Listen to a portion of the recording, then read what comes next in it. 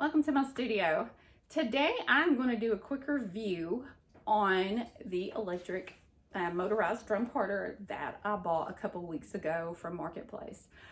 I've always had my eye on a motorized drum carter for reasons I'm going to go over, and we'll see if the drum carter lived up to my expectations.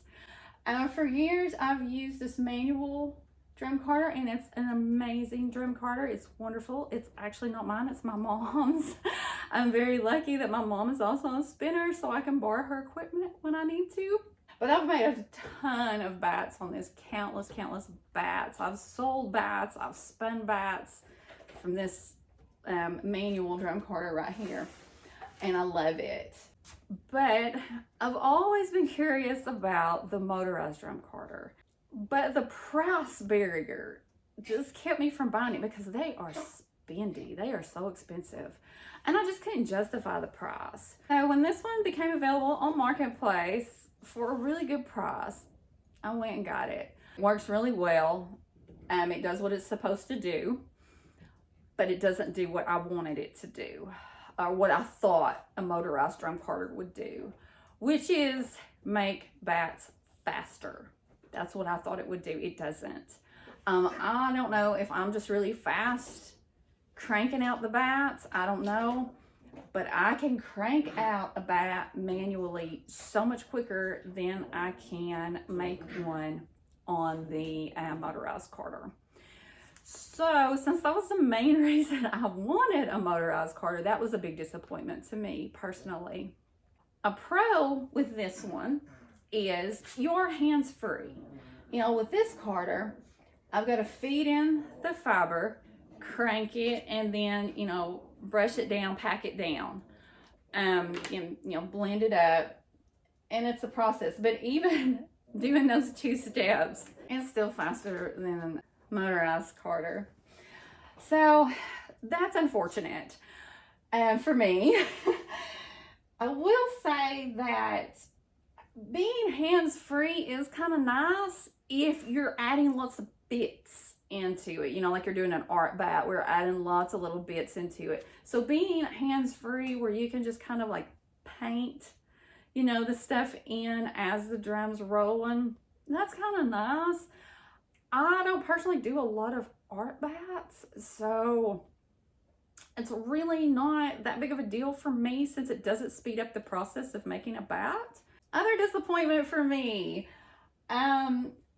these are the same size drums as far as like the diameter and the width and everything, but I can get more fiber on the manual carter than I can the electric, because the electric has got this motor in it, and when you press really hard to really pack down those fibers, it stops. It won't turn because the pressure you're using is going to stop it.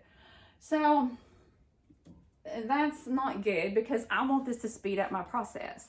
So if I've got a certain amount of fiber and I have to card like leftovers or something because I couldn't get it all on one bat, that's taking me even more time. Whereas with this carter, I mean, I can typically get like a half an ounce more on this carter than I can the motorized carter. So again, not a great option for me, since I wanted to speed up the process of making bats. Another pro though of this would be if you have an injury, if it hurts you to crank stuff, this could be like a great option for you. I don't have a problem with that, even though I have a bad shoulder injury.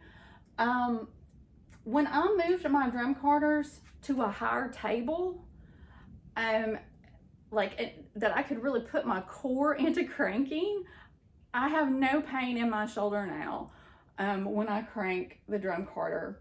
So again, this doesn't really help me. If I had an injury where no matter how I positioned the drum carter, it hurt, then of course that's going to be a better option.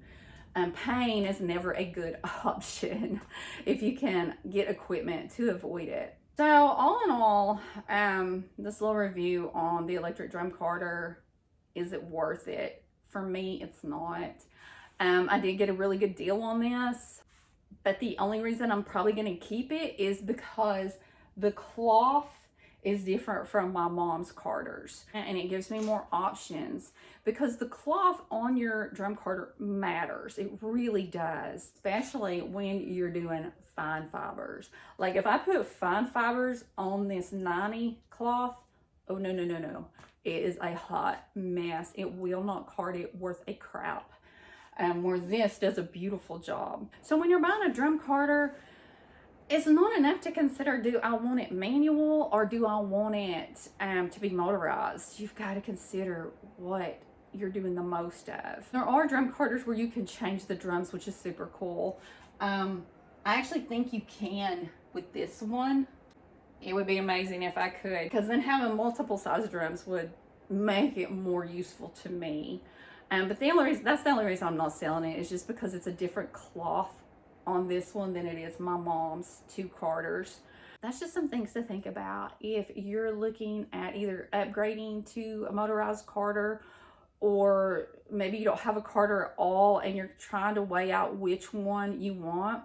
I hope you find this video informative and it helps you make a better decision for what will work best for you in your fiber studio. I hope you're doing something fun and creative today. Y'all have a good one.